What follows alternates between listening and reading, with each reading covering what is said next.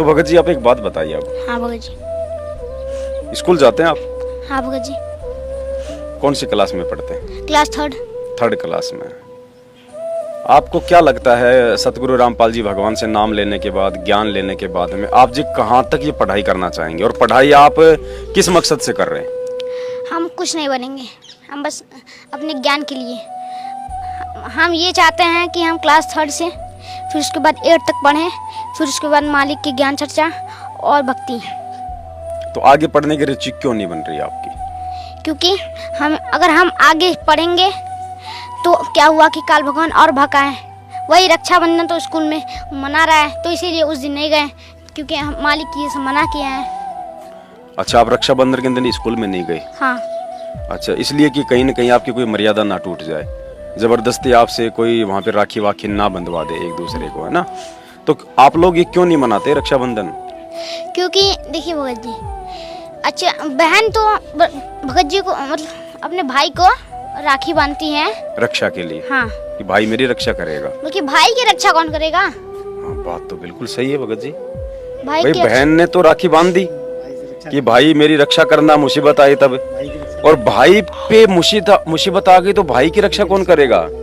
तो भाई ने किसको राखी बांधनी चाहिए फिर? मालिक परमेश्वर सतगुरु रामपाल जी भगवान के पास जाना चाहिए। और सही बताऊं ना तो मालिक के वो जितने भी बहन है ना, मतलब ये जगत वाले जितने भी बहन है, उसमें सारे लोग को आना चाहिए मालिक के शरण में, नहीं तो काल भगवान भूज के खा जाएंगे तपतशिला पे। ये तो है, और आए दिन खा भी रहा है। हाँ। किसी को एक्सीडेंट में, किसी को बीमारी से, किसी को हॉस्पिटल में, सबको खा रहा है। तो ये बात तो आपकी सही है भगत जी। और भाई बहन की रक्षा भी कहाँ कर पाता है?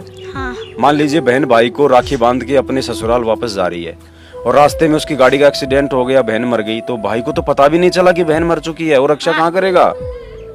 हाँ, तो असल में हम सब ने मिलके परमात्मा की पहचान करके फिर परमात्मा को राखी बांधनी चाहिए। और राखी बांधने का मतलब परमात्मा का ज्ञान समझ के, परमात्मा से नाम लेके उनकी भक्ति करना। फिर परमात्मा हम सबकी रक्षा करने में समर्थ है, क्योंकि परमात्मा के हाथ हर जगह है, परमात्मा की पहुंच हर जगह है।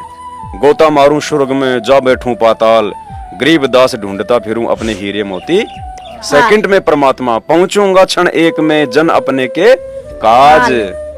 अगर परमात्मा सतलोक में बैठे होंगे ना, और इस धरती पे 16 शंख कोस की दूरी पर यदि उसके किसी बच्चे पे कोई तकलीफ आ गई, तो परमात्मा कहते हैं पहुंचूंगा क्षण एक में। एक क्षण क्या होता है? आंख झपकाने जितना, एक पलक, एक क्षण, बस इतने में, एक सेकंड, एक क्षण में। जहाँ हम 1 घंटा लगाते हैं जमनीपुर जाने में, वहाँ फिर परमात्मा बस सतलोक से एक पलक झपकते ही आ जाते हैं धरती पर। पलक झपने बस अपने जितना समय भी नहीं लगता परमात्मा को। अगर भगत को कुछ हो रहा है तो परमात्मा को उससे कई घंटे बाद ही पता चल जाता है, और मालिक बस एक पलक झपकते वहाँ पर पहुँच जाता है। मालिक तो अंतर्यामी होते हैं, उनको तो पहले से पता होता है क्या होना है, क्या नहीं होना है। हाँ, तो बिल्कुल सही बात है। तो आपने रक्षाबंधन नहीं बनाया घर पे? नहीं भगत जी, नहीं बनाया।